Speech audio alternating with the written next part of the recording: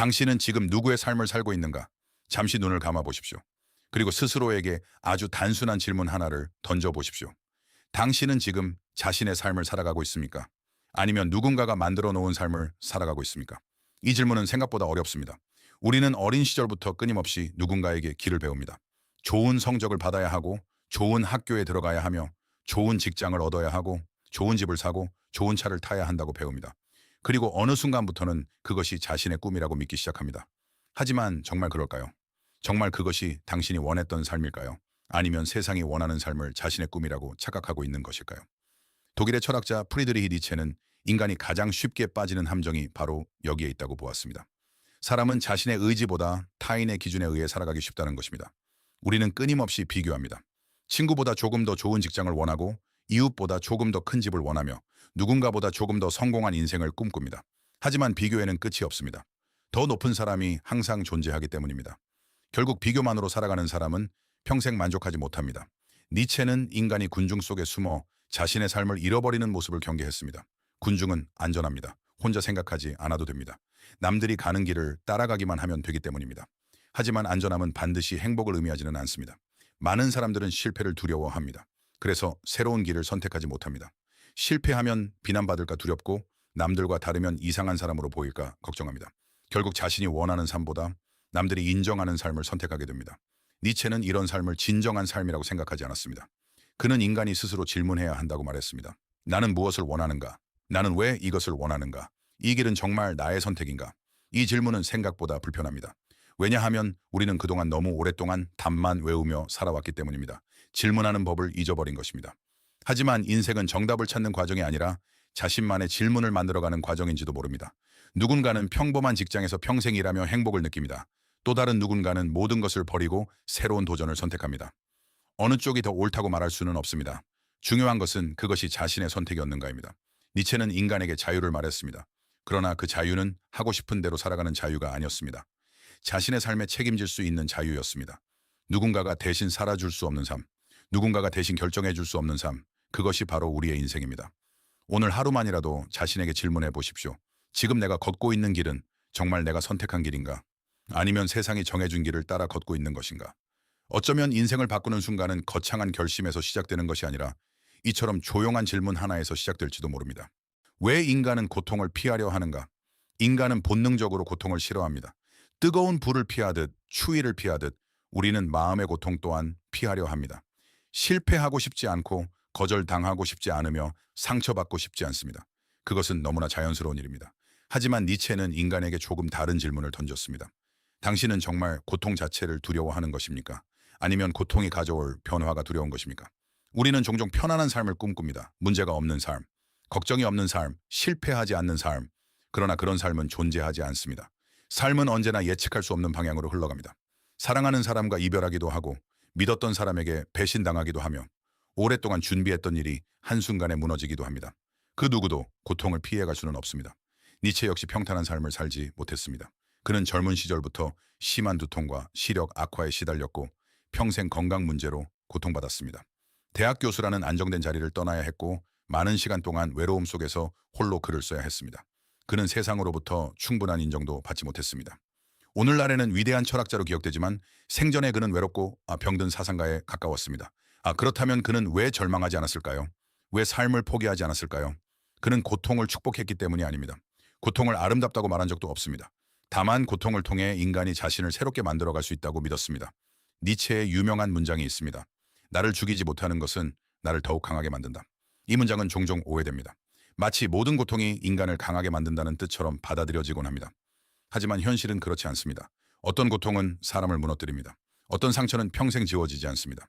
니체가 말하고자 했던 것은 고통 자체가 아니라 고통을 어떻게 마주하느냐였습니다. 같은 실패를 경험해도 누군가는 그 자리에서 주저앉고, 누군가는 다시 일어섭니다. 같은 상처를 입어도 누군가는 세상을 미워하게 되고, 누군가는 더욱 깊은 사람이 됩니다. 차이는 고통이 아니라 고통을 대하는 태도에 있습니다. 우리는 언제나 행복만을 목표로 살아갑니다. 하지만 행복은 영원히 지속되지 않습니다. 기쁨은 지나가고, 슬픔도 지나갑니다. 성공도 지나가고, 실패 역시 지나갑니다. 모든 것은 변합니다. 니체는 변화 자체를 거부하지 않았습니다. 오히려 변화 속에서 스스로를 단련해야 한다고 말했습니다. 소에는 불 속에서 단단해집니다. 다이아몬드는 엄청난 압력을 견뎌 탄생합니다. 인간 역시 마찬가지입니다. 편안함 속에서는 성장하기 어렵습니다. 물론 불필요한 고통을 찾아다닐 이유는 없습니다. 스스로를 괴롭히는 것이 미덕도 아닙니다.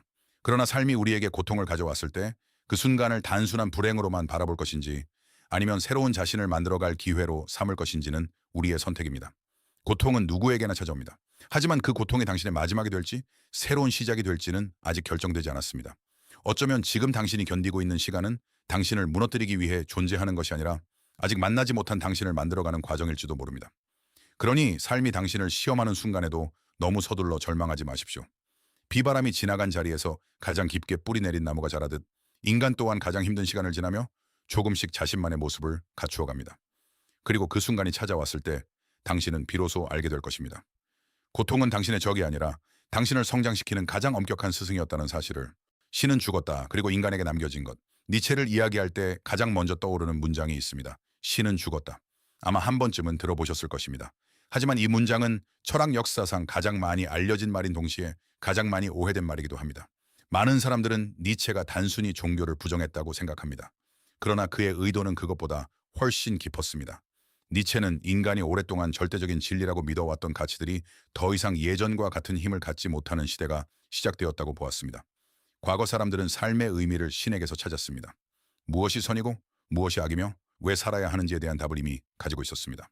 하지만 시간이 흐르면서 세상은 변했습니다. 과학은 발전했고 기술은 놀라울 정도로 성장했으며 인간은 스스로 많은 것을 설명할 수 있게 되었습니다. 그리고 그 과정에서 사람들은 조금씩 질문하기 시작했습니다. 정말 이것이 절대적인 진리일까? 정말 이것이 유일한 정답일까? 니체는 바로 이 변화를 바라보며 말했습니다. 신은 죽었다. 그것은 신이 실제로 존재하지 않는다는 선언이 아니라 사람들이 더 이상 예전처럼 절대적인 가치를 의심 없이 받아들이지 않는 시대가 되었다는 의미였습니다. 하지만 니체는 이것을 기쁜 일로만 보지 않았습니다. 오히려 그는 큰 위험을 보았습니다. 만약 절대적인 기준이 사라진다면 인간은 무엇을 기준으로 살아야 할까요? 무엇이 옳은지, 무엇이 가치 있는지 누가 결정할 수 있을까요? 이 질문 앞에서 많은 사람들은 방향을 잃습니다. 그래서 우리는 끊임없이 새로운 신을 만들어냅니다. 돈을 신처럼 섬기기도 하고 명예를 신처럼 섬기기도 하며 인기를 최고의 가치로 여기기도 합니다. 오늘날에는 숫자가 인간의 가치를 결정하는 것처럼 보이기도 합니다. 팔로워의 숫자, 조회수의 숫자, 연봉의 숫자, 집값의 숫자, 좋아요의 숫자. 우리는 자유로운 시대를 살고 있다고 말하지만 어쩌면 과거보다 더 많은 기준에 얽매여 살아가고 있는지도 모릅니다. 남들이 인정하는 삶, 남들이 부러워하는 삶, 남들이 성공이라고 말하는 삶, 그 기준을 따라가느라 정작 자신의 목소리는 점점 작아집니다. 니체는 우리에게 묻습니다. 당신은 지금 누구의 기준으로 살아가고 있는가? 세상이 정해준 기준인가? 아니면 스스로 선택한 기준인가? 인생은 누군가가 대신 의미를 만들어주는 것이 아닙니다. 그 누구도 당신에게 살아야 할 이유를 완성된 형태로 건네줄 수 없습니다. 삶의 의미는 발견하는 것이 아니라 살아가며 만들어가는 것입니다. 이것이 니체가 우리에게 남긴 가장 중요한 메시지 가운데 하나입니다. 그는 인간이 자유를 얻었다고 말했습니다. 그러나 자유는 축복인 동시에 무거운 책임입니다. 누군가가 정답을 알려주지 않는 세상에서는 모든 선택의 책임도 결국 자신에게 돌아오기 때문입니다. 그래서 자유로운 삶은 결코 쉬운 삶이 아닙니다. 하지만 그 어려움 속에서 비로소 인간은 자신의 삶을 창조할 수 있습니다.